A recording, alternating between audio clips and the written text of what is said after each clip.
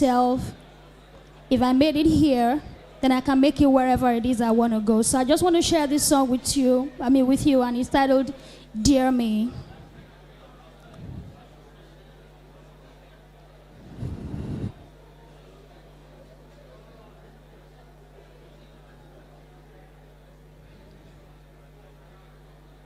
Sound, please.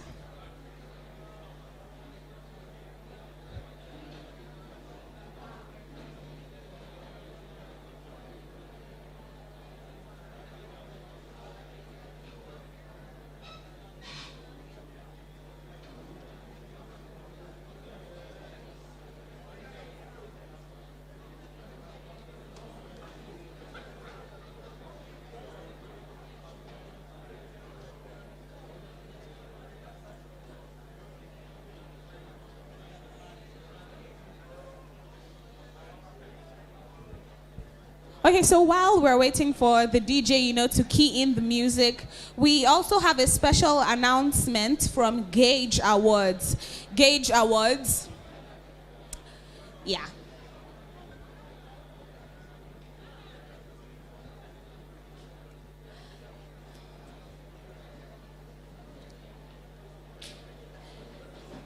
So we're going to be hearing something shortly from Gage Awards because they have something special for us.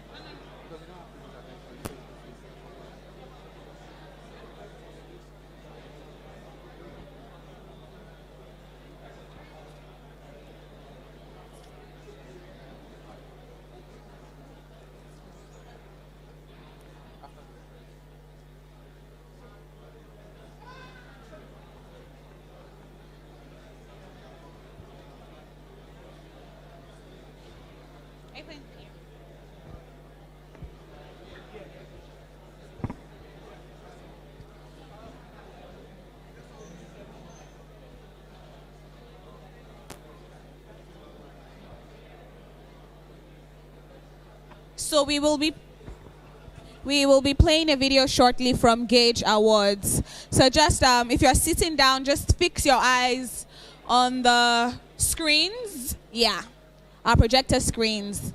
And let's hear the message, the visual message Gage has for us.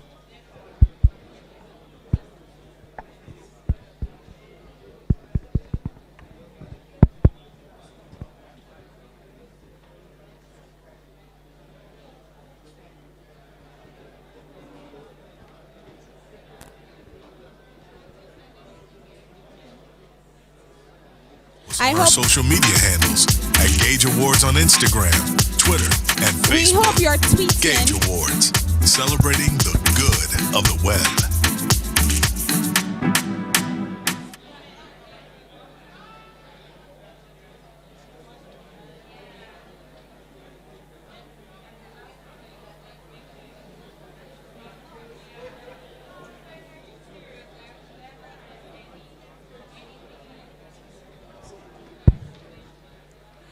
Okay, so while we're waiting for sound. Who are the individuals, brands, or businesses in the digital space that have made your life simpler and better in 2019? It is time to make your stars. Nominate your favorite bank app of the year, website of the year, your best app of the year, online comedian of the year, online news platform of the year, and more. Nomination opens October 2019. Go to GageAwards.com for more or follow us on our social media handles at Gage Awards on Instagram, Twitter, and Facebook. Gage Awards, celebrating the good of the web. Gage Awards, celebrating the good of the web. Okay, so we will have a representative from there. Just come share some things with us shortly. Okay. So don't forget to tweet or don't forget to use the hashtag Lagos Digital Summit. So yes, you can check out artworks from Shan Arts. You can get delicious Malta Guinness for free. You can have a free health check at Avon Healthcare, and of course, you can get food at a very affordable price.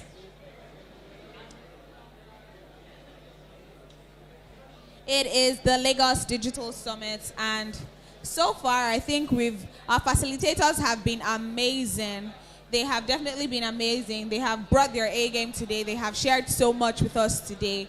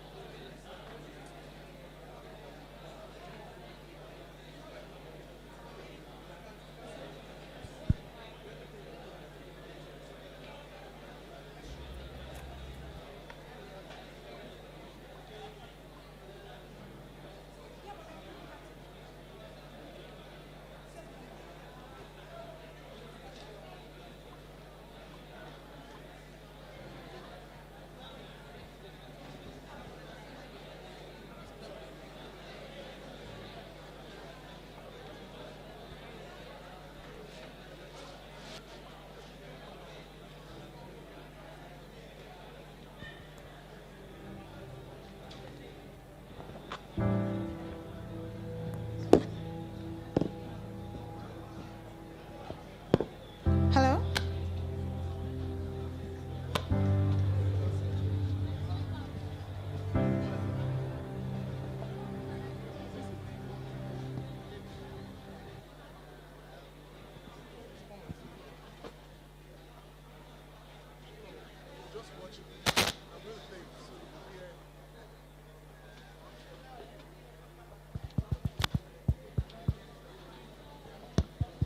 Hello? Yeah.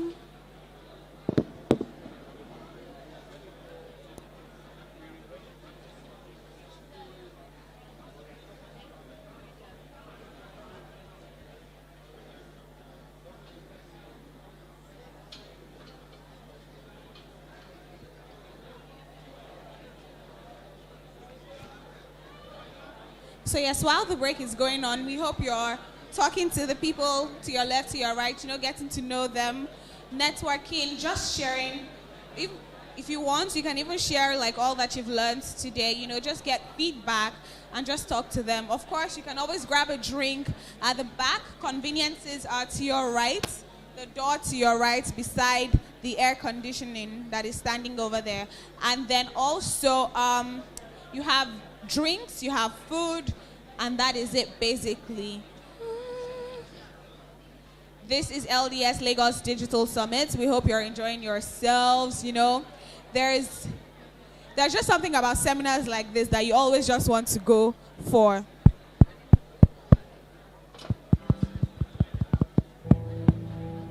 Mike.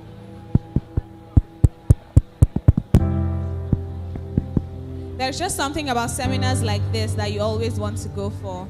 At first I was very, very scared of going to seminars or just going to places where facilitators come to talk, because in your head you're wondering that these people are successful, they'll not want to give you the in total, the details.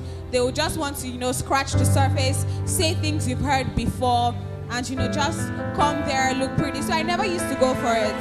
But then again, when you go to seminars like the Lagos Digital Summit, definitely you always gain something. There's always something for you to gain. There's always something for you to learn.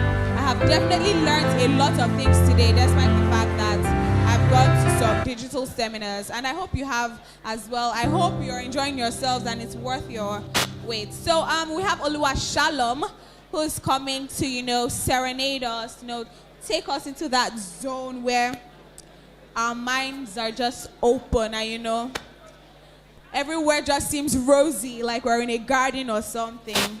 So get ready to be serenaded away. Yeah.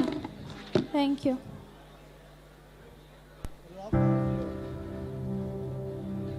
It's amazing that after all you've been through, you are still here. That you stayed alive when we thought you were dying. Dear me, do you remember how it felt to know you were falling? And when God turned it all around, you thought you were dreaming.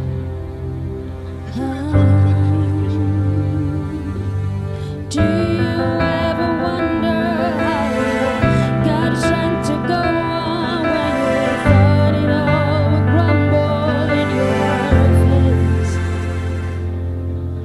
Yes, it's been a tough road, but His grace brought you here. You thought it was over, but for grace, yeah, you got a long way, but His grace will take you there. So, dear me, never forget how you got here. It's not all about what you've done, so grace will take you there. Dear me, can't you see that there's a plan for you and your journey? See the beauty of every curve, every turning.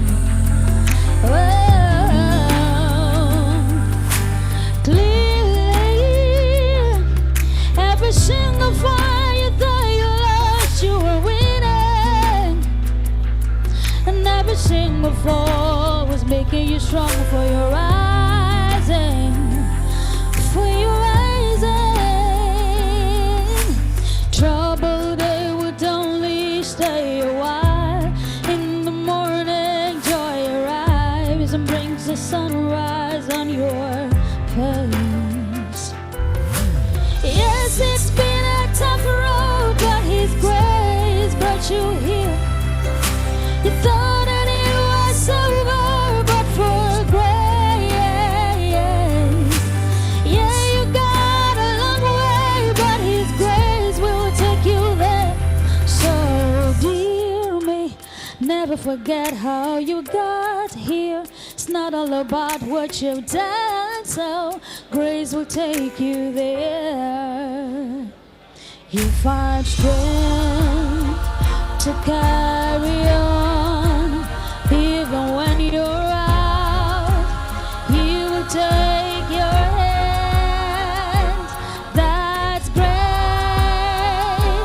God's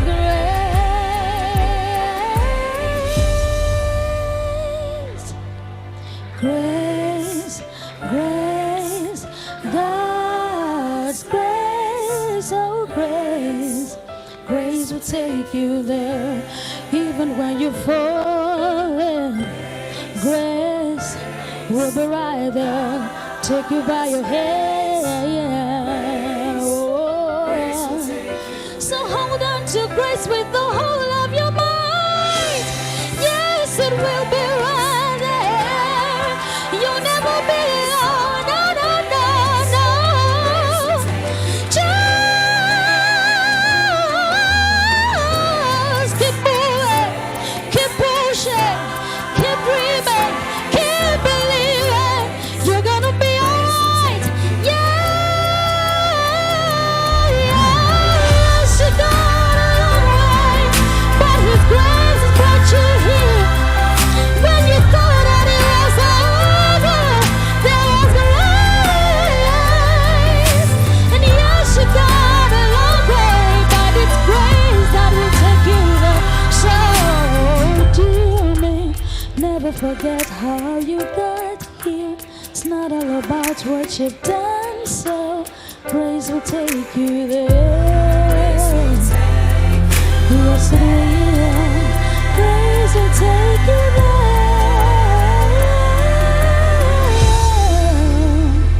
Grace will take you there. Thank you. Wow. Wow.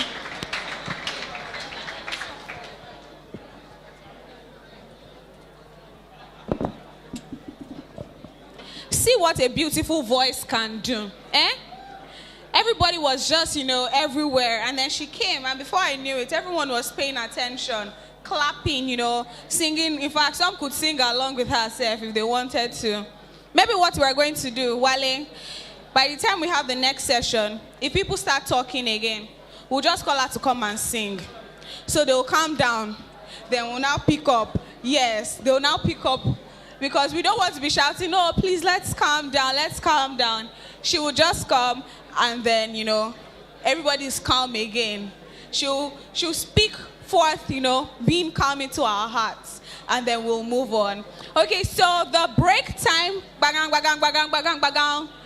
Break time is officially over. So we would like you to start making your way back to your seats.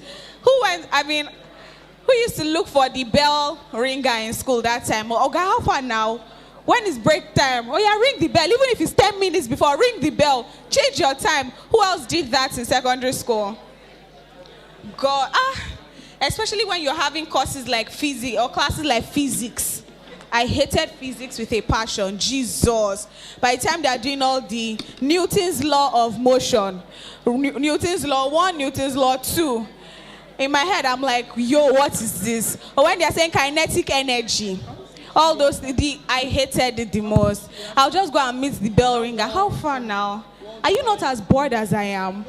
Ring this bell now, let us go. Even the teacher herself is bored of teaching. There are some teachers that are bored. There are different types of teachers. There are some that... Thanks.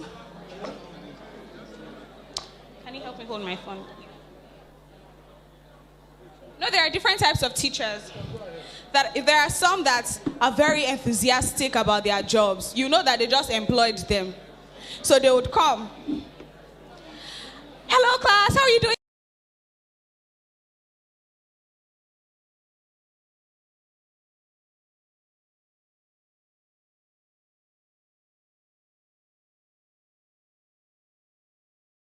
About their jobs. But my physics teacher, as in she's just like this. When you enter the class, it's like, these children have come again.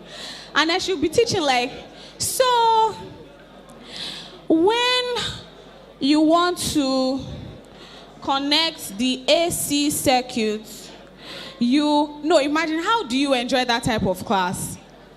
How do you enjoy that type of class? But in my school then, in secondary school, I definitely had a lot of, we had different types of teachers. There are some that we purposely wanted to frustrate, and we loved seeing them being frustrated. I remember that time, Mr. Babalola, Lord Jesus. Once he comes into the class, everybody would have drawn a lot of things on the board because we know how to get him riled up. And then he comes and he's already angry. He's already shouting. And they were like, we'll just be laughing. He was our class comedian then, or a teacher. In secondary school, you do a lot. But in the university, those lecturers know how to cut your wings. I was locked out of many classrooms for getting there late. But in my head, I'm like, why would I be having a 7 a.m. class, for God's sakes? That is when I'm just waking up. But we had to do it, if not, CA, continuous assessment. Please, the people, break time is over. We've rung the bell already. Class is already in session. The event is in full motion. So please, can we come back to network on our seats? I can see some, do you know as I'm talking like this? Come back, come back. There are some people there. My voice is just their background music to their networking. They are just standing there with their Malta Guinness cups in hand and still talking as if the Banj and Two-Face, they are performing at the back. Please, let's make our way down to our seats. The next session is coming. We want to finish so that you can go home. 4 o'clock is traffic time. 4 o'clock is traffic time, and today is a weekday, Friday. So let's do quick and go home quick. Who agrees with me? Please, let's beg them. Please, people at the back, come to the front and let's settle down. We are begging. As in, Sega said something about horror movies, and it's quite funny how I can watch American horror movies, but I can never watch Nigerian horror movies. Kotoaye, Ero Eyami Oshogbo. I cannot watch all those movies. I cannot. Those twins, those fun, popular Yoruba twins that are always in Yoruba horror movies. Till now, I don't know why. I can't watch their movies, especially when they tie red or something. I don't know. I really get scared. I can watch, what are the popular horror movies? You know, Friday the 13th, you know, because deep down I know that, oh, is costume, is makeup. Oh, see how they did that blood. But for a weird reason, Nigerian movies, once I see that foul feather, no way. If you send me to go and switch off the gen, I am not going. You know when you know the place, you know there is nothing there, but all of a sudden a cricket will just sound somewhere. When you're going to switch off the gen, you now be looking. Or when you want to have your bath and you close your eyes, you wash it back off because you don't know, somebody somewhere with black teeth will just appear. Or in your dream, Nigerian movies. I cannot watch Nigerian horror movies. Those Yoruba movies, and they're always so happy shooting it. They'll be dancing in red. Dancing around, no, I can't do it. I cannot. So we're finally going to have our representatives from Gage Awards to come talk to us and, you know, make their announcements. They have a special announcement. So Gage Awards, please, yes.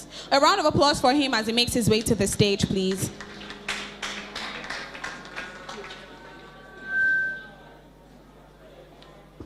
Thank you. Good afternoon, everybody. My name is Joshua Isiebo from Gage Award.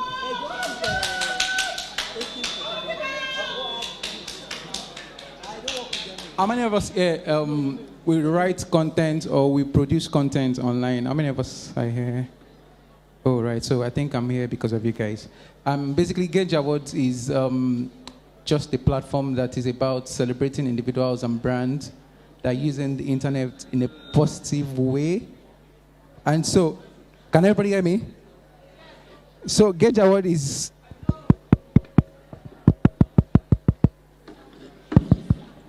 Hello? All right, I think we're back. So, Gage Award is a platform that celebrates the best of the internet. And the award is coming up 22nd of February, but currently we have nominations ongoing. So if you write content, if you produce content, if you promote content, if you do a lot online, and you need your work to be, you know, spotlighted, I need you to go to www.gageawards.com and nominate yourself or nominate whatever you do. And you never can tell, maybe you might be spotlighted or you get the chance to be the best in your category. You can get more from us on our Instagram or Facebook page at Gage Awards. You can get more from us also on our Twitter account, and I'll be glad to have you on board. Nomination is currently ongoing, and it ends by the 30th of November. So keep pointing your nominations, keep pointing your entries, and you never know, like I said, you might just be spotlighted. Thank you very much, everybody, for listening to me. Have a great event. A round of applause. You can tell he came with his friends. God bless you, sister. Friends that hype you are real friends. As you, woo, we love you, Josh. Even me, I wanted to shout, yes, we love you, Josh. Even though I don't know who Josh is, but we love you.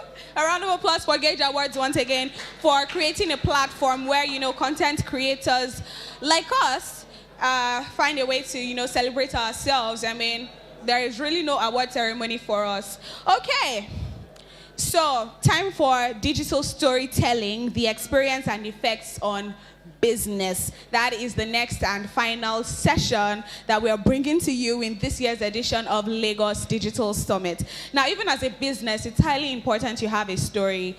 I mean, there was a time, there's this popular, well, I don't know if you know them, but it's a food, they make food, but the only thing is they only do their own at night.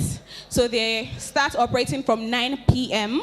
and then they close 4 a.m. So you know how you wake up in the middle of the night and you're very hungry, and then you don't want to soak Gary because you took Gary the previous night, or maybe groundnut has finished. So, you know, they're the kind of people that you just, you know, call them at night. Hi, okay, I want to eat this. They sell shawarma and the likes, and then they bring it to wherever you are. And what is his own story? I just got back from the United States, and then I came back, and I was very hungry at 1 a.m., and I wanted to eat so bad, but then I realized there is nowhere in Nigeria that you can order late night services. And so I said, oh, why don't I bring this to the people? And that's how business started. And that's the story. And we cannot relate to it because 2 a.m. we are always hungry, whether fit farm or not. We are always hungry. If you like, deceive yourself and drink smoothie 6 p.m. 2 a.m. you will wake up hungry, and the eba you refuse to eat, you will eat it. Amen, somebody. Okay, so for this session, I will be calling on our moderator. Her name is Peace Itimi, and she is a digital marketing specialist. Trust me. Oh, yeah. Oh, go, Peace! Go. See what I said? She's going to unleash the dragon very soon. I hope you are waiting. Okay, and in this session, we have our facilitators, and we have Kayode Abbas, and he is a digital marketer. A round of applause for him, please. We have Adekwaju Bakari. He is the founder of Behind the Visual. A round of applause for him, please. We have Jude Odia, and he's the managing director, Starcoms Media. A round of applause for him. And finally, Lord help me, we have Ized Uwanikehi, and he's the co-founder, Torah Africa. A round of applause for her. I hope I got your surname right. Ized, I hope I got your surname right. Okay. A round of applause for her, please. So sit back, relax, and enjoy the final session. Okay. Who wants to hold this? Hi. Good afternoon, everybody. Good afternoon, everybody. I'm still not hearing you guys. Good afternoon, everybody. Thank you. Right, we want to know that you're paying attention to this session.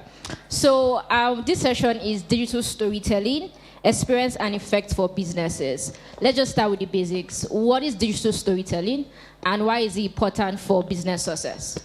Who wants to go first? Yeah, with the mic. You might as well. All right. Good afternoon, everyone. I think the most important thing is to look at first the concept of storytelling before even looking about it from digital. A lot of us grew up reading storybooks, reading comics, and nowadays where you have movie producers convert those stories into films, sometimes you see a character that you remember, you read, and you're like, why doesn't it feel like the same character, yeah? Because we could connect with that story when we read the book. Now, maybe what we're saying is a different thing entirely. Digital as a platform, and not just from a social standpoint, but also technology, has given everyone that opportunity to create stories beyond books and the rest of them. And brands and businesses have now found that as a good way to not just talk to someone or talk to our customers, but also to have customers talk with us. And I think that's the most important part of the thing for me when it comes to digital storytelling. Having an avenue where both customers and the brand can relate with each other on one platform. That makes sense. Kayode, do you want to share with us? Okay. Hello? All right, so for me, I think digital storytelling is just leveraging digital technologies, for storytelling. And since beginning of time, we've been telling stories as human beings. I believe that we're even born to tell stories. Storytelling was, from the first man, it was a way to pass information. And, it was, people told stories, as a way to, as a survival skill.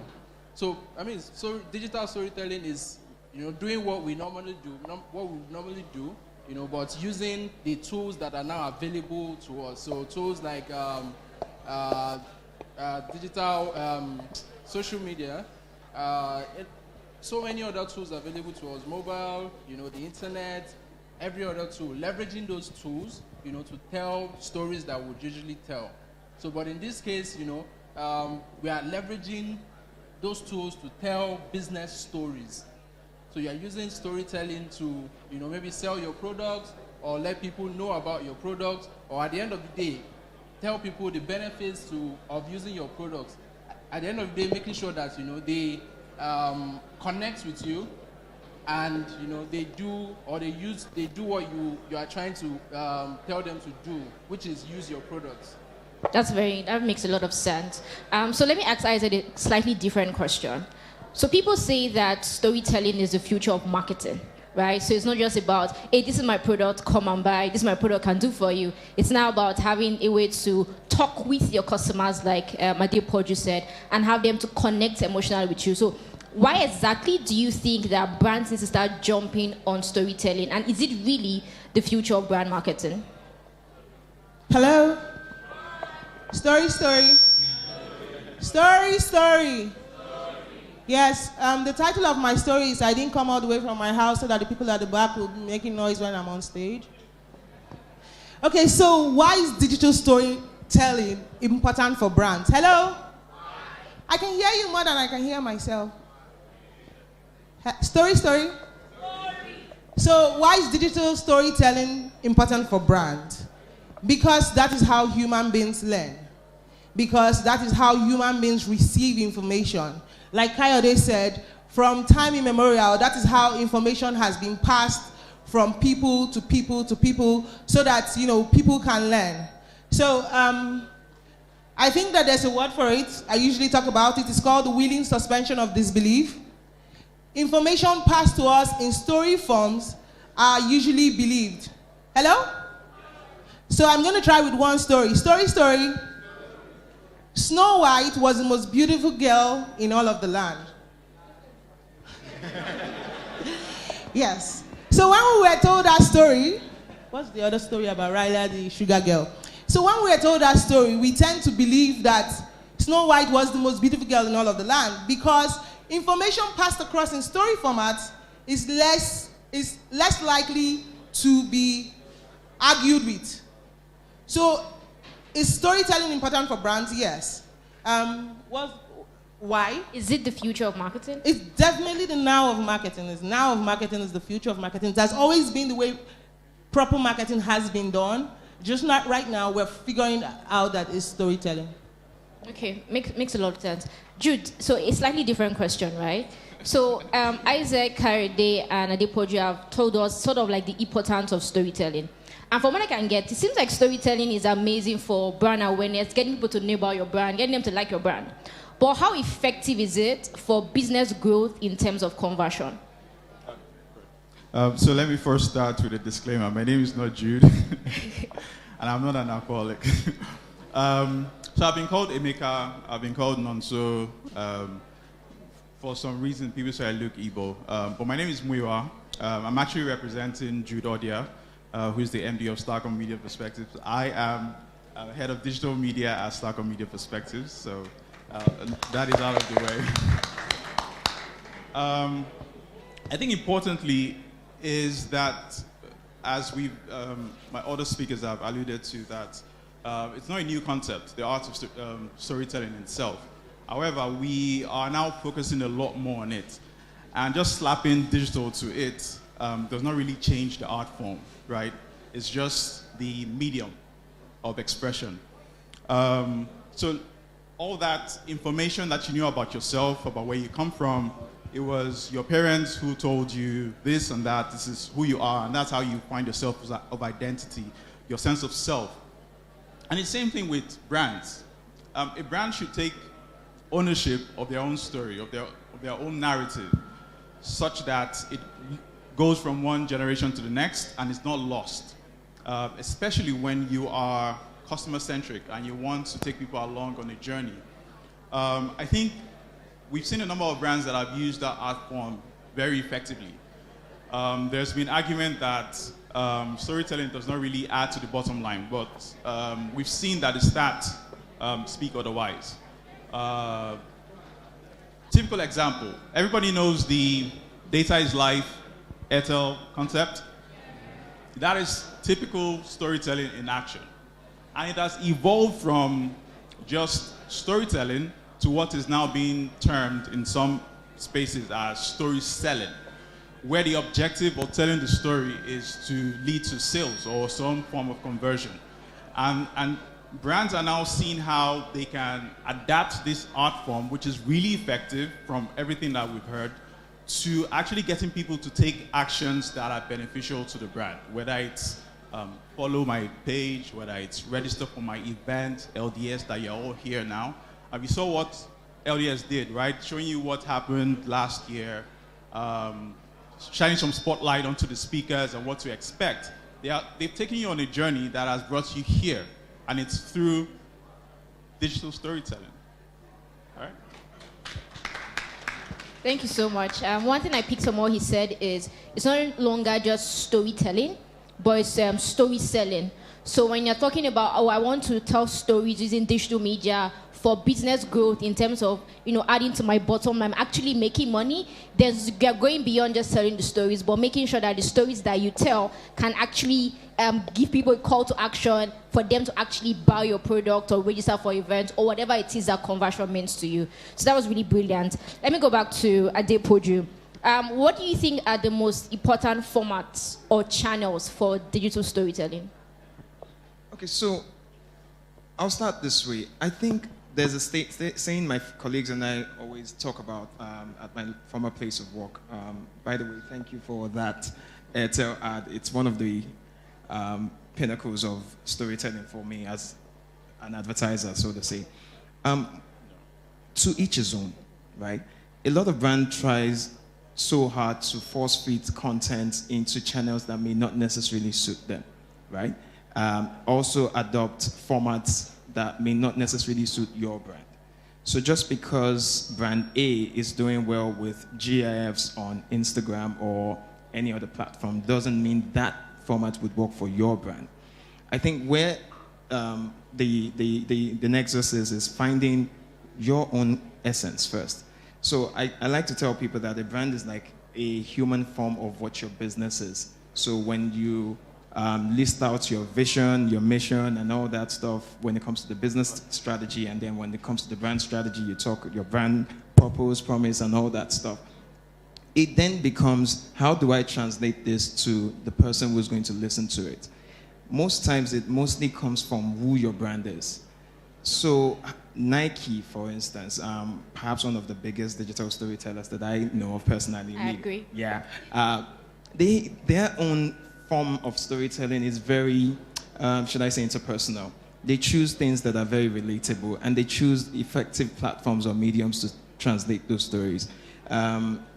For me as a person, I binge watch YouTube a lot, and it's interesting to see what brands do with YouTube. Lately, I found, and by brands, I'm not talking just businesses alone, but personal brands as well, because I'm pretty sure a lot of people sitting in this room are entrepreneurs or startups of one business or the other, say makeup artists, say fashion designers. So if I call brands, I'm actually relating to you as well. So I watched the video of a young man who just overtook the last person who was the highest earner / highest viewer on YouTube. And he has 116 million subscribers to his channel. That is interesting. Got me reading more about this guy. How did he even do it in the first place? One, he was very authentic with his content.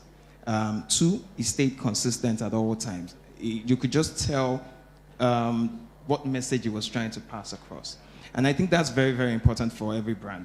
You know what your story is. However, you also have to be very consistent with the channel or the format you want to use.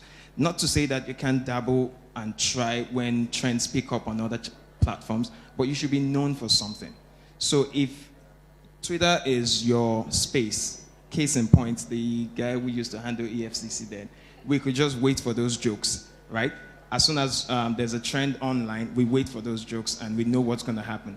Some brands will not thrive on Twitter no matter how much they try. They probably would do well with Instagram, perhaps because they're a visual brand.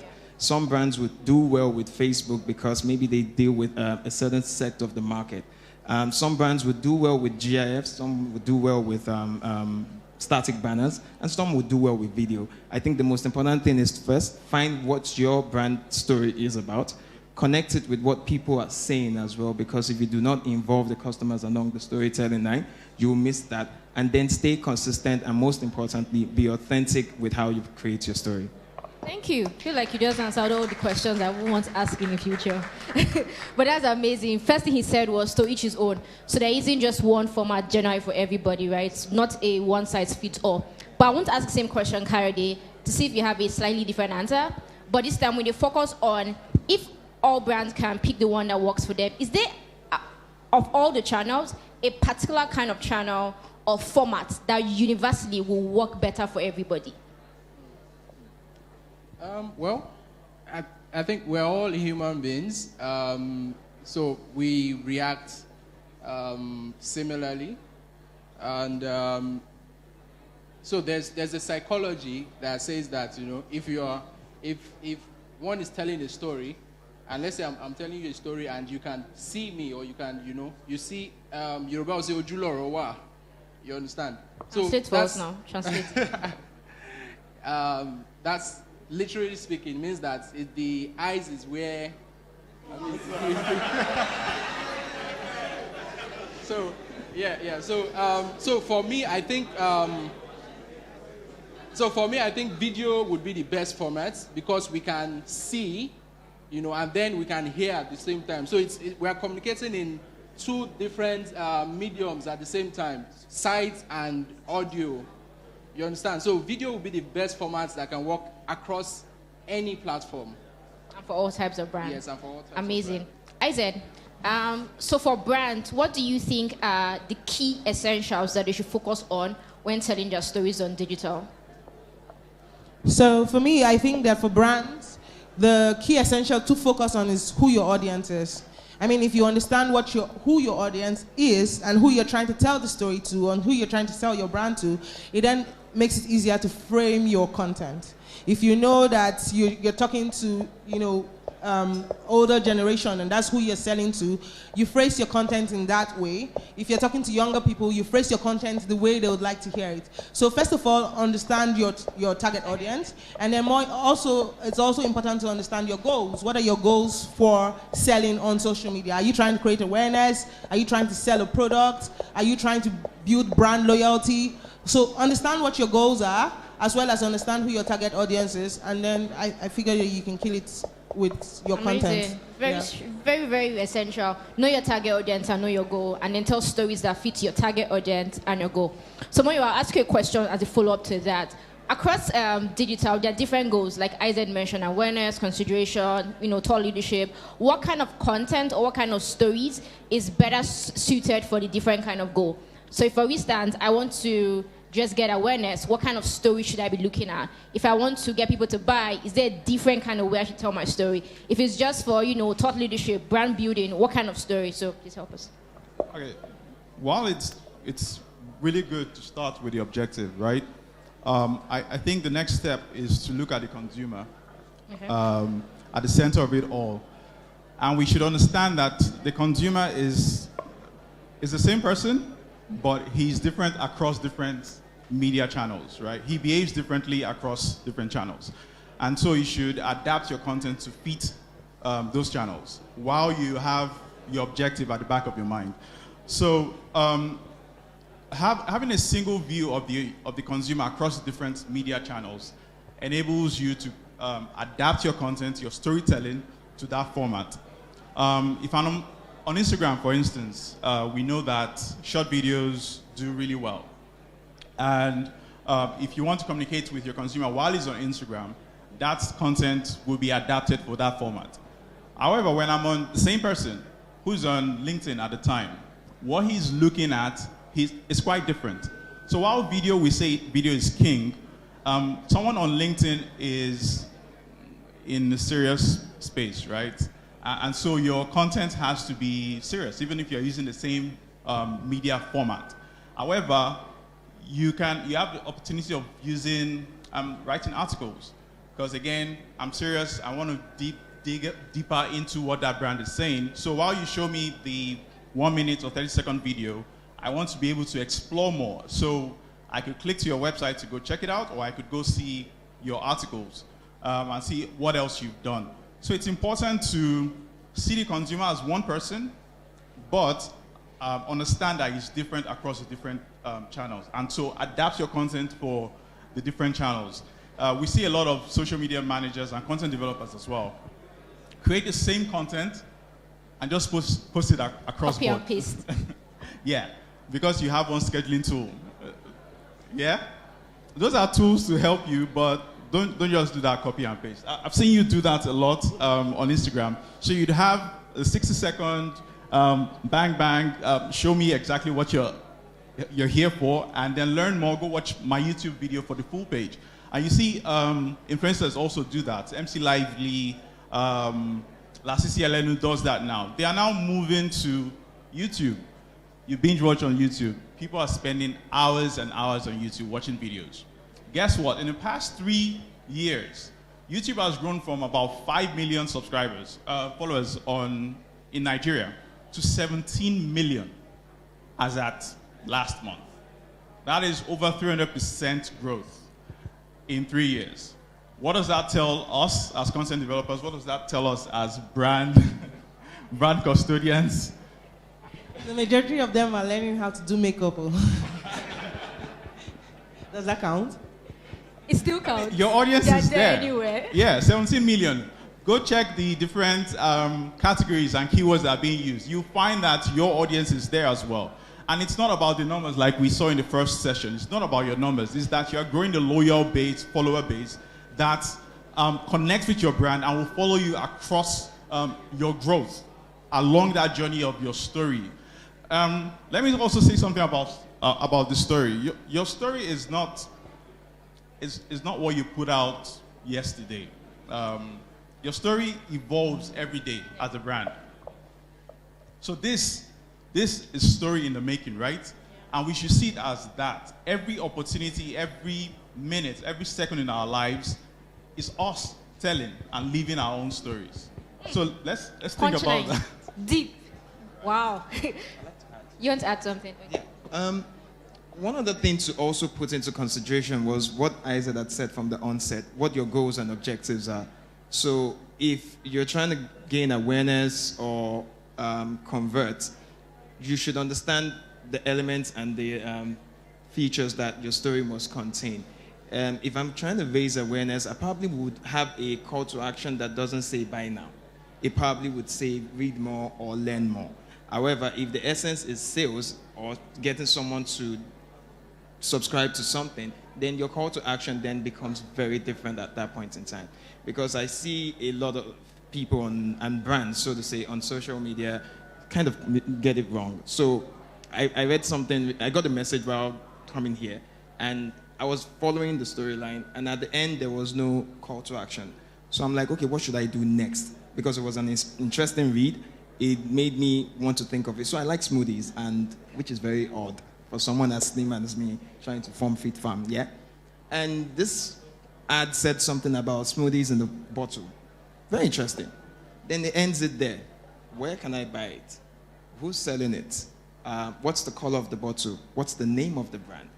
That's all I got on social media, and there was nothing relating to how to get that. So, I mean, that was a good story, but it missed the point. Because if the essence was to tell someone like me who loved smoothies how to get smoothies, I didn't get that at all. So maybe it raised awareness, but there was nothing else to take me to the next stage or what to do next. So in terms of when we are crafting that story and trying to set up the objectives, we should be very, very sure about what exactly we want people to do. Because sometimes if you don't tell us what to do, we won't do it. It's that simple. Most Sorry. times, actually. So just going by what Adepoju and Muyiwa have said, it is important to see that it might be the same brand, but your objectives and your target audience are different for the different platforms that you use. Very true, very true. That's a very valid point. Kayode, question for you is, what's the role of data in digital storytelling? Okay, so I believe that anything that you don't measure, does not grow. Because you cannot tell if what you're doing is right or wrong, if it's working or it's not working, if you're growing or you're not growing, or if you're making sales or how many sales, if you're not measuring it. And that's where data comes in, and data analytics, So you should be able to take, all these things that you're doing, all your efforts, you should be able to do an account at the end of the day and say, okay, this is what we did. These are the number of people that saw it. These are the people that clicked through. These are the people that, filled our forms. These are the people that signed up. These are the people that bought it.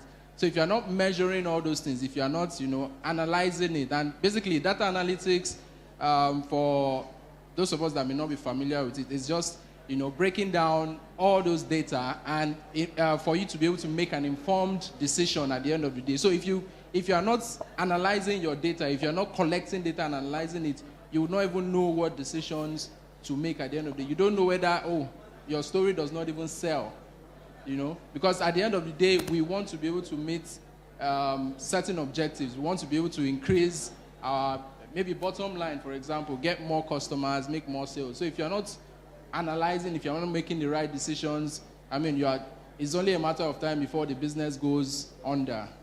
In other words, if you're not measuring your data, then you can't tell good stories over and over and over again.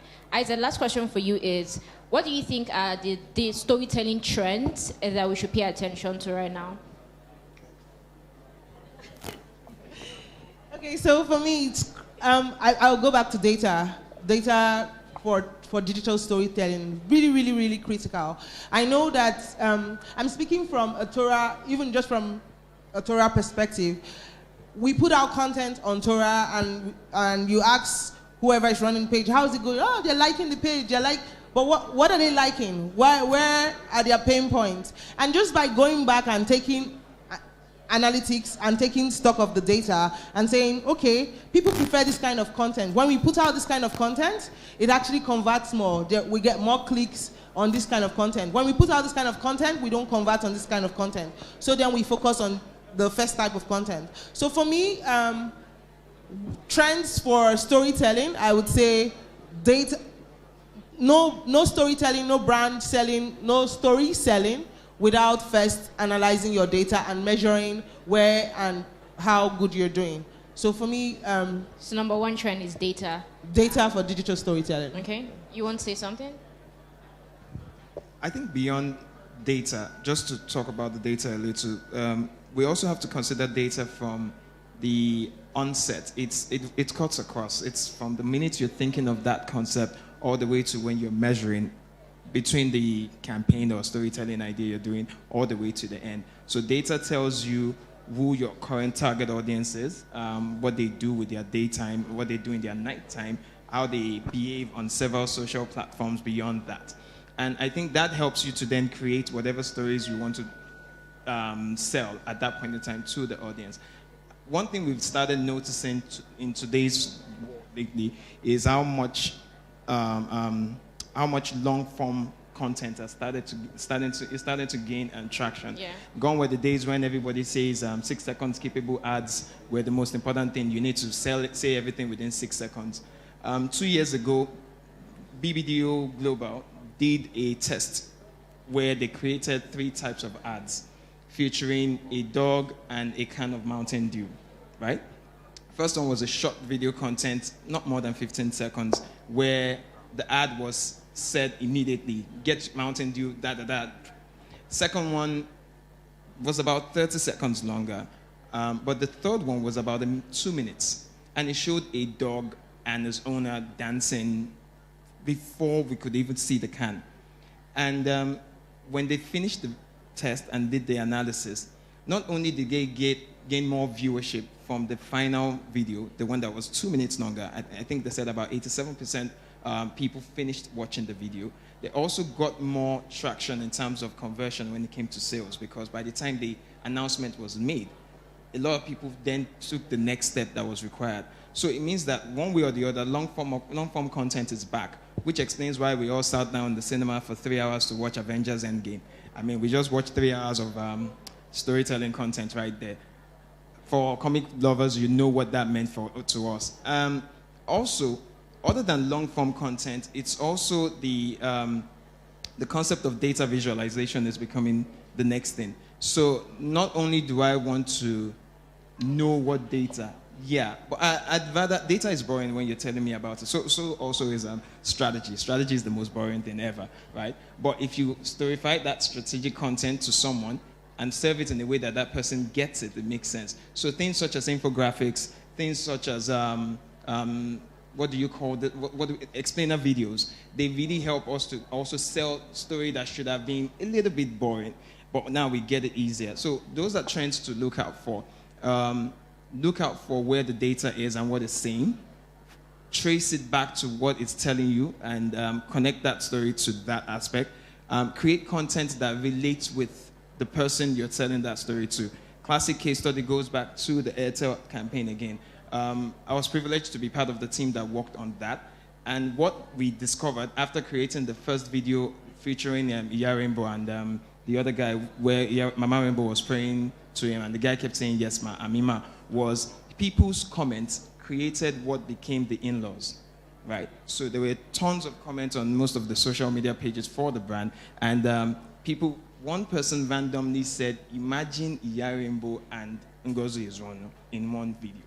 And that was the catalyst for the idea that then became what you have today as the in-laws. So sometimes you also need to be ready to involve the audience in the storytelling process because it's not just one-way street anymore. Me shouting at you is you also telling me what I should do for you because at the end of the day, customer is king. Thank you. Also, very well said. Moiwa, any last words? So I'm going to say something new. I think there are takeouts from what every speaker has said here. But I would like us to look at the elements of our story, of a good story. And there are different models to this, but I'll keep it simple. 3 things: a character, a conflict, and a resolution. So character could be plural if you happen to have that, especially if you're working with a portfolio of brands. So develop a character and look at every great movie you've seen. Avengers, Black Panther. There's one character at the state, or multiple characters. At the middle of it, there is some conflict. He gets to a place where he or she gets to a crossroads, loss of identity, maybe there's a tragedy that happened, and then finds his way or our way back to redemption and resolution. And that's a happy ending. Those are 3 elements you can use for your brands to write a good story. If you want the extended version, you need to... See you afterwards. Yeah. But the other thing I also want to point out is the rise of collaboration. We hear it a lot. There's a lot of buzz. Collaboration is the new competition. But we don't do it enough. You're a storyteller. You sell shoes. Why are you not collaborating with the lady or guy that sells socks or dress or a face cap? Why are we not weaving our brands, our stories into one sweet, unmistakable, story, for lack of words, right? I think we need to weave that. You can see how one strand leads to the next and it ties and it's just takes you on a journey and you follow it through. We're not doing that enough. So take those 3 elements and take collaboration. Look at people you can work with and just build a beautiful story. There are examples to that. Some people say it's influencer marketing, but it depends on how you use it. Everybody slaps influencer marketing on their media plans, right? We did, I think, amazing work, not to sound my own trumpet, with Samsung, and we've done that over time. Samsung, we partnered with Pulse some years ago to do Pulse 36, where they went to 36 states in Nigeria with the S8 at the time. And that was when we actually showed people the benefits or the features of the S8. Before that, having your phone in water and using it and being able to take pictures was kind of a vague concept. But Fuad, who is now the editor of Zikoko magazine, was the guy that traveled. And he went to one beautiful lake somewhere in northern Nigeria, and he took one amazing picture in the water. And I became like poster child for the features of the S8. Even more than what Banky W did with the influencer marketing bit. People connected with a regular guy just living his life, touring the country, taking beautiful pictures, and telling the story out of it. Today, we've taken that to putting Galaxy and Samsung Galaxy as a whole into storytelling and creating an ad out of it. Right? You watch it, it doesn't really look like an ad. Because you can't say we are selling the phone, you can't say we're selling the watch, you can't say we're selling our screens, but you actually see how you can use the brand in your life. And we need to do that not just for one single product, but trying to collaborate with other people, whether within your portfolio or even another brand entirely. Okay. Last words for Isaac. So yes, so as Muyiwa was talking, it's sparking a lot of collaborative ideas in my head. And I think that it's also good for small brands to be able to do collaborations, especially with regards to creating ads or video ads. Like, imagine, like you said, somebody who's selling shoes, who's collaborating with somebody who's selling a dress, and they are collaborating in turn with a makeup artist. And instead of doing solo ads themselves, they're all doing like one single ad and using it to sell the same brand, sell different brands rather. And that's like cost effective, but yet it sells, yes, 3 different brands. So I feel like a lot of small businesses, a lot of small brands, a lot of small digital media marketers or professionals should actually grow into the concept of collaboration to build brands. Yeah. I think that I mean, one of the ads I saw, I think it was yesterday, that did this very well, was the ad with Ryan Reynolds and Samsung and Aviation Gin and Six Underground and Netflix. Yeah. So there were like 6 different brands in one, and I watched that ad like 10 times because it didn't feel like they were selling it into me. It was just, oh, so there's a TV telling me about a movie that's coming, telling me about, oh, a genie in a funny way, and Ryan is there with his fine face, and the Netflix logo is there, and we consume all of it in just a minute. So collaboration actually really works, and it makes it easier for people to ease into your story and consume the story. Kari, your last words, please. Okay, so as someone that sells with story for a living, I would say that one very, very important thing when it comes to selling with stories is try to have like morals in your story, because basically people buy, you know, what feels good to them, right? So I remember I'm not even proud of buying the stuff. So I recently bought something, and I'm not going to tell you guys, but but I bought it because it felt good to me. You understand? It felt good buying it, owning that thing. So when I bought it, I felt good. iPhone 11? No, don't worry. So if we are creating our story, or if we are telling our stories, let's make sure that we have, you know, a moral to the story. You know, people will say kilo akawa. What have does to that translate teach us? again. You understand? So at the end of the day, you need to brush up on your Yoruba. So at the end of the day, people want to know, like, you know, what's the moral of the story. So basically, your job is to make sure that you are telling them that buying this product or using my product or service is good. You understand? Because people buy based on emotion, and then they justify What it if I'm with- selling bleaching cream? What? What if I'm selling bleaching As cream? if please don't shake table. There are no tables here, please. I know, what is the moral of bleaching if you're cream? selling bleaching cream, people, it makes people feel good. I mean, if Let me they're help. light skinned and attractive, So, yeah. so I think what Kari is trying to say is there's this quote that says that people buy into extensions of themselves. So if I can see myself in what you're selling, I'm more likely going to buy. It could be because, you know, it will make me feel good about my morals. It could be because it's just going to make me feel very vain and like I have money even if I don't. Or I'll be more fun, I'll be yellow, whatever it is. But if I can see myself in your story or in your product, then I'm more likely to actually take out my money and buy it, Exactly. right? So also, before I round up here, I would like to take like 2 questions or 3 questions from the audience. Anybody? This is your time now. Ask the questions that you have in your minds. Is somebody with the mic? Okay, I think somebody's at the back. Oh, all the way there. Bros, are you sure you will not come forward?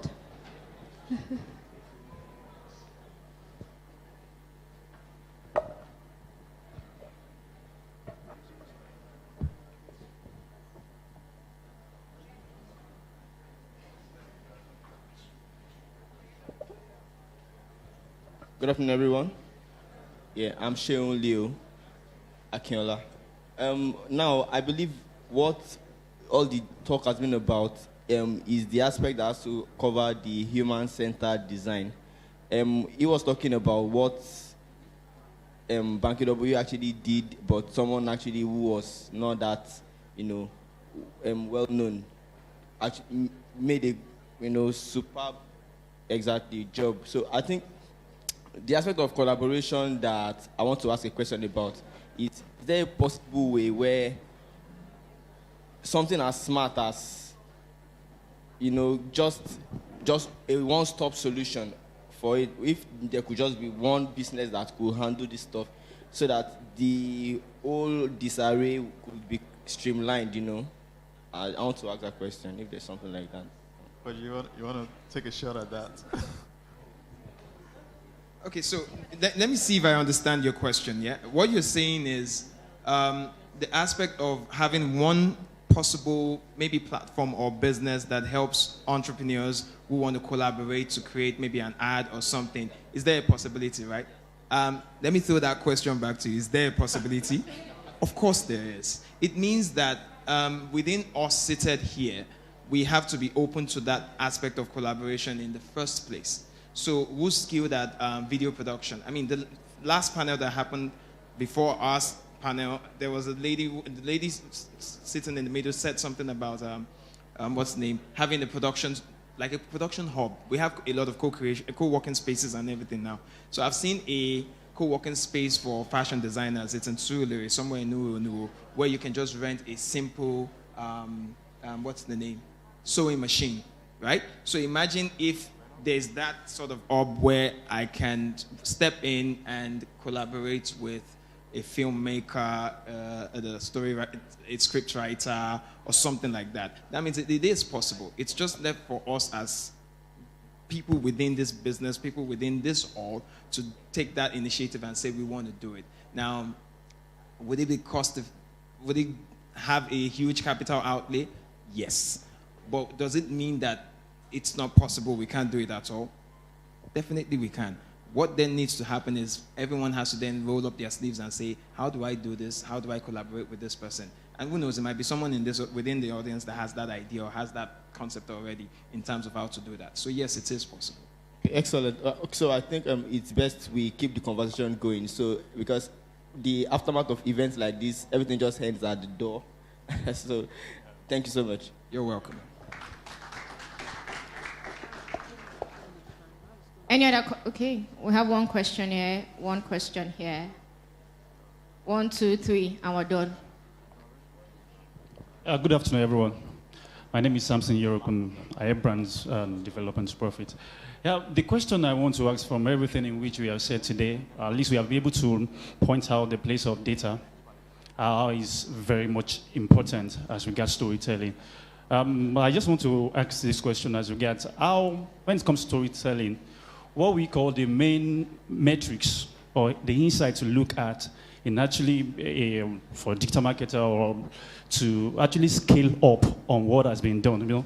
At least in fact of having to improve on what you have done, you have to look at what you've done, what is now, and how you can actually change the way of things by the interaction or the engagement we generate. That is one. And the second one is how does storytelling actually fit all platforms? I want to tell a story, do you just go with that mind? Or is there a specific way or how you do it in which you make your story fit into each that social platform or whatever it means or medium you want to communicate your ideas? Thank you. So we have 2 questions. 1, what metrics should we look at when we're telling stories? And then 2, how do we fit storytelling into the different platforms? Who wants to go? Okay, so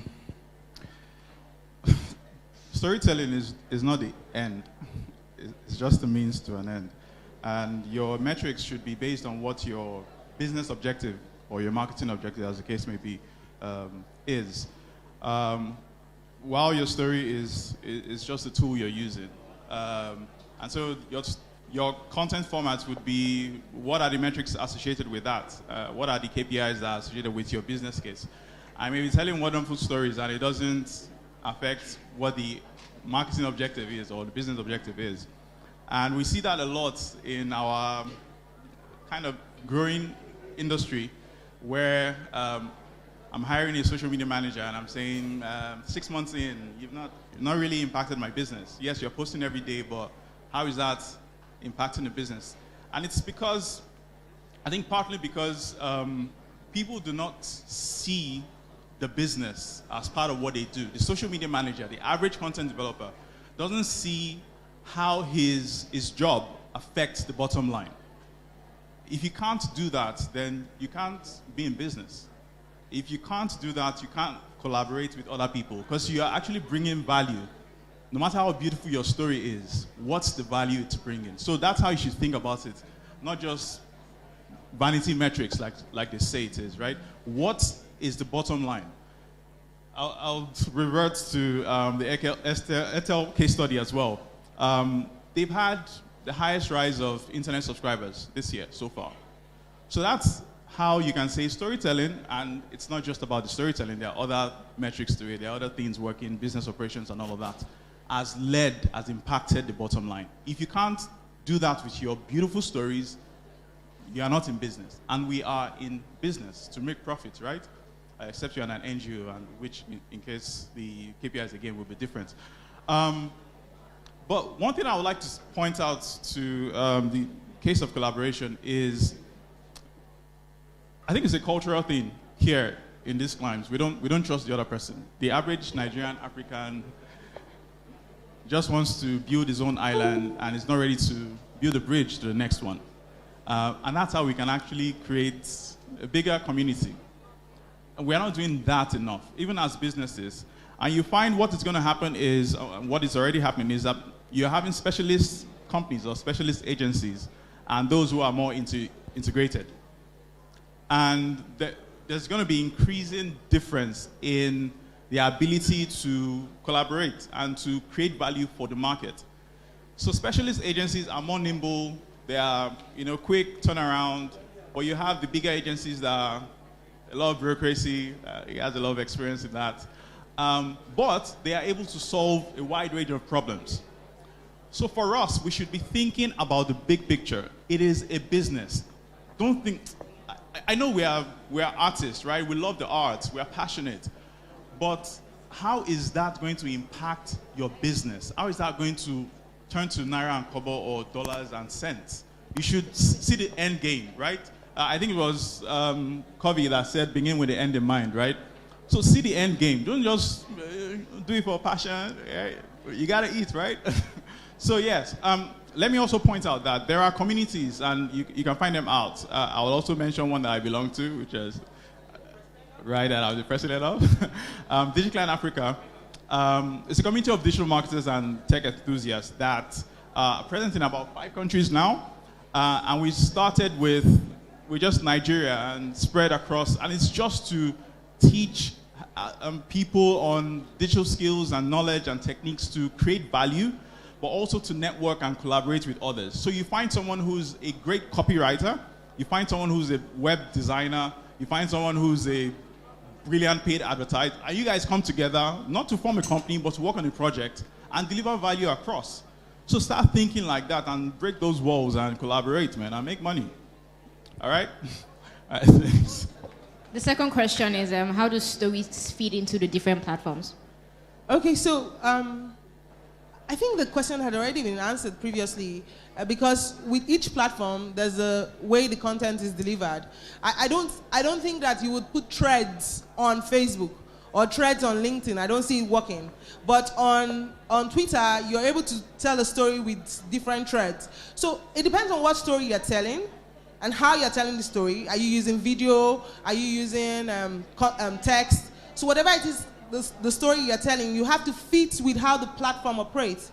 I would think that with Twitter, your text is short, your videos are not longer than 2 minutes. With Facebook, you can do up to 5 minutes long videos, I guess. With Instagram, you're doing 1 minute long video, except you want to take people to the to the IGTV. So fit your content or your whatever you're creating, whether audio, whether visual content, to the platform that you're telling the stories. And then also, more importantly, fit it to the target audience that you're telling the stories. Like he said, he binge watches YouTube. I mean, I can't remember the last. Wow. I mean, except somebody put their YouTube content on Facebook or they put it on LinkedIn, I'm not going to the YouTube to start searching. So fit it to the target. If I was your target audience and you put really, really, really great video content on YouTube, and you say, and you complain of not selling, it's not my fault because you have not put it on the platform where I am a habit. What's the word now? That you use most. Yes. Yeah. My social media habitat is Twitter. I would typically go to Twitter first, then LinkedIn next, then Facebook. So if I was your bullseye target audience, you probably do not want to start with like a YouTube content. So feed it to the platform, also feed it to the target audience that you're talking to. So I would also plug in DigiClan because I don't think that Muyiwa particularly covered the We're not advertising on this platform. No, this is not an advert. This is a community of digital media marketers working together for the growth of the individual and the industry. So it's like me, I know content very well. I mean, content strategy is my forte.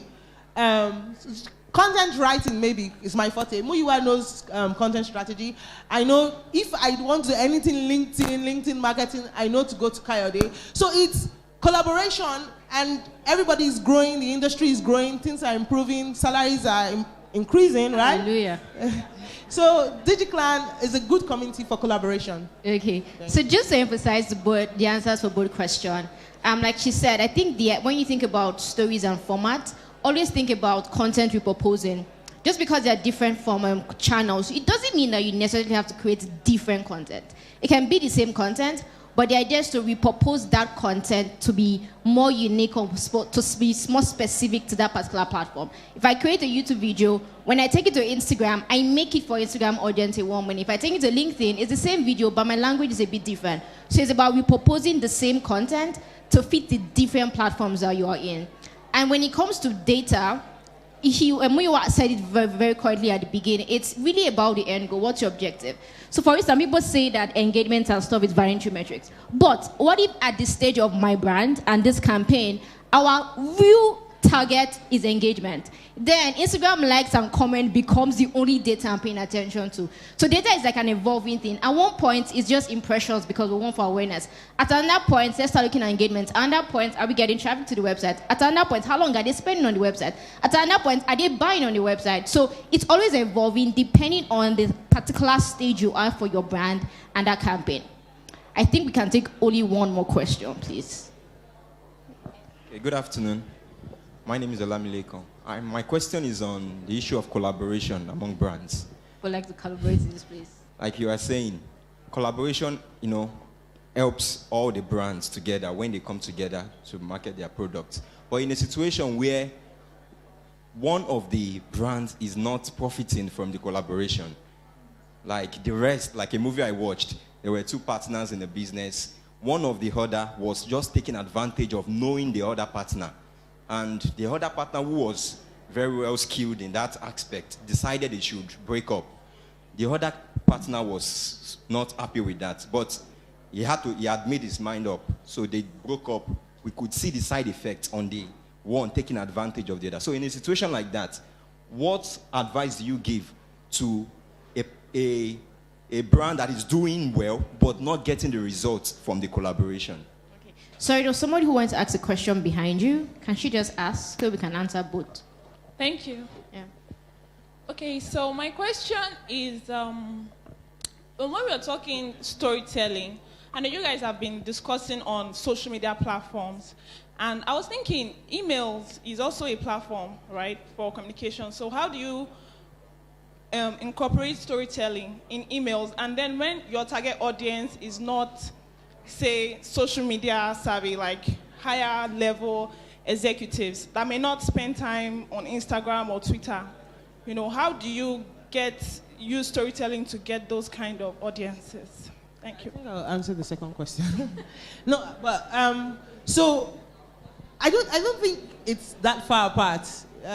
I feel like maybe we interchanged social for digital a little bit too much. So I think we meant to say digital media platforms because email marketing is also part of digital. But for what you said, I had a product that I was selling, a service that I was selling, especially for a target audience like you just spoke of. And we used WhatsApp. We had used Twitter, we had used Facebook, we had used LinkedIn. As a matter of fact, we had spent so much money going on what? Almost $1,000. and we're still ready to spend. And then one day I just composed the WhatsApp message, added my link at the end, and I sent it out as a broadcast message. It was so effective that I kept on getting like feedback of the WhatsApp message like 10 times over, because that's the platform that reached the target audience I was trying to sell to. So we're not saying don't explore other platforms. We're saying, I think we just interchange social for digital a bit too much. The same, everything we said about content or storytelling or digital storytelling applies for the different platforms, whether it's email, whether it's WhatsApp marketing, whether it's messenger marketing, you know, whether it's, did I miss that? As long as it's digital. As long as it's digital, it's okay, so who wants to answer the first question? When you're collaborating and it's not working for you, do I stay, do I go? Do we die there? So I'm sure this is not easy for anybody, especially when you go into a partnership and there are expectations at the start. But I also want to point out here that if you think about it as a business and you set out clearly what the objectives are, what each partner is supposed to do and deliver, then you're able to track accordingly. So it's in one case, it might happen that you agree this is what is going to happen, and then as the relationship goes along, you start to think, oh, I could get more from this. Why can't I ask him to do this, right? That won't be fair because you already stated what the objectives are.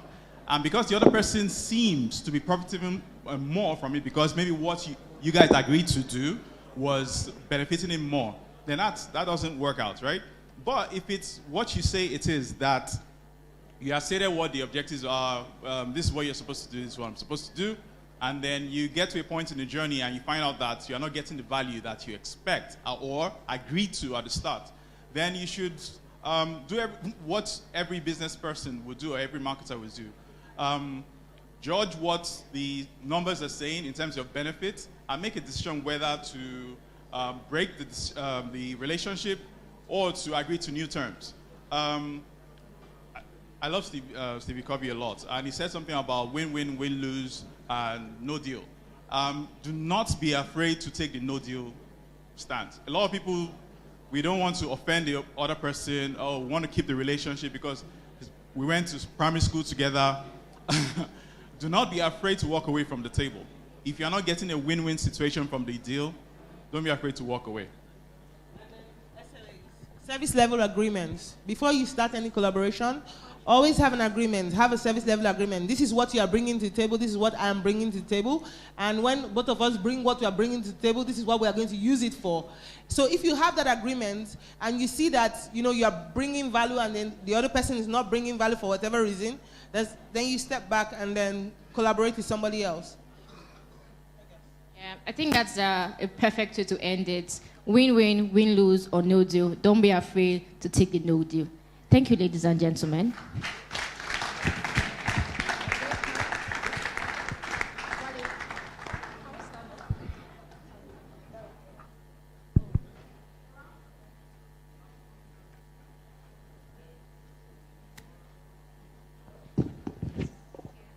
Thank you very much, our third panelists. That was absolutely enlightening. A round of applause for them once again as they rise to, take pictures and as they are presented their honorarium. Thank you.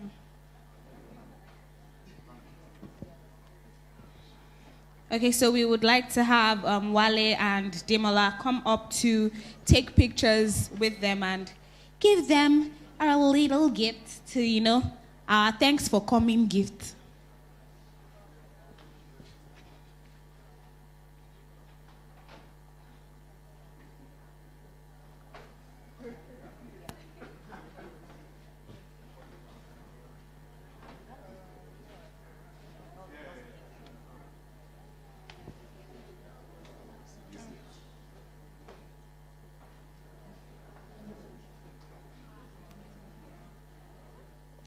So we have, we're rounding up, we're there, we're getting there. We're rounding up, we're pretty much done as it is.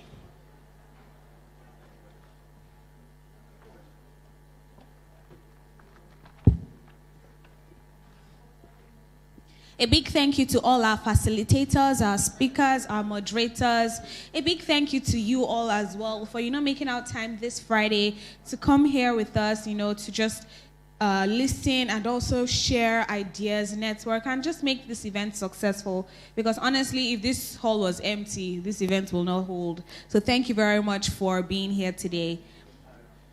Okay, so we're going to have a recognition of volunteers and the project team, because this event will not, or it will not even be possible, or it cannot be put together by one man. We have a team of volunteers, so we're going to just say thank you to them for giving us their time, helping us make LDS 2019 a success. Because I have to say it's a success, right? The people saying no, any enemies. When they say village people after us, it's those people that are saying no, wherever they are. Don't worry, our Lord will fight for us and avenge us. Amen? Mm-hmm. So Wale is going to be presenting is going to be recognizing the volunteers and project teams. All right, thanks, Palumi. Afternoon, everyone. At this point, I'd like to say a very big thank you for staying with us thus far. And also, I think I should apologize once again for the delay in starting. There's so many things that we didn't foresee coming. And I think there's one particular session that we missed. And I'm sure people have been asking questions. So there's supposed to be a fireside chat with Dr. Yemi Kale. That's the DG of the National Bureau of Statistics. So there was an emergency, family emergency. He called yesterday, so he couldn't make it. He's in the UK, so he couldn't make it down to Nigeria as planned. We're so sorry about that. However, I hope we all enjoyed ourselves. I can see almost half of the hall is empty. People are gone already. We didn't plan to keep you this late. It's fine. I hope it's time well spent. Straight to what I'm supposed to be doing here. So I'll just say a very big thank you to all our volunteers, the guys that have been posting on social media, the guys that have been trying to help us reach out to people, the guys that have been helping us to talk to facilitators, and also, more importantly, also like to thank all our partners. I should mention their names: Marketing Edge for their media support, Jumia for the free vouchers for all the attendees. By the way, I hope we all got vouchers from Jumia. Free shopping vouchers, okay. And also Malta Guinness for the free drinks, Switch Network for the Wi-Fi, even though there are some challenges with the Wi-Fi, but that's been addressed. Remita for sponsoring, and also for Team E-Boss, that's the volunteers, the volunteer as ushers. And Avon for the free health check for all the attendees. And also, this is not the closing remarks, Joshua. So I'd like to, okay, so like I was saying in my email, I'm sure, so who got my emails here? Okay, and like I said in the email, that's not the last one. You guys, you will not sleep. Anyways, thank you for staying in touch. Thank you for opening all the emails. Thank you for reading from us. Thank you for being here, more importantly. So the key person behind this project, who is like our project coordinator, is being the one reaching out to all the facilitators, making sure everything is intact. Or I know we have some little faults, learning points and all of that for next edition, but it can only get better. I'd like to call Joshua at this moment, Joshua Folayemi, who is our project coordinator, to say a vote of thanks. Thank you, guys. We can keep the conversation ongoing. Lagos Digital Summit, hashtag Mayando Slimfit, Demola Expose, Mustadels Media, Expose Nigeria for any questions. Thank you, guys. Thank you, Wale. Good afternoon, everybody. I'm here to thank everybody for making it down here today for Lagos Digital Summit 2019. I mean, it's one thing to plan an event and it's another for people to come around and, feel the seats we've actually put together. So I'm here on behalf of Mustadels Media and Expose Nigeria to say thank you very much for coming. And we hope to see you at Lagos Digital Summit 2020. Thank you very much and have a good evening. Please, all volunteers, come forward so we could take pictures together. All volunteers, please come forward. And while the volunteers are coming forward, my name is Gbelumi Shitu. It was a pleasure being your host. And you can follow me on Instagram at Gbelumi_Shitu. And the lady that, serenaded us with her beautiful voice, her name is Oluwa Shalom. You can follow her on Twitter at Oluwa_Shalom. And on IG, it is The Shalom, THISHALOM. My name is Gbelumi. Thank you all so much for being an amazing audience, an amazing crowd. See you next year at the Lagos Digital Summit 2020.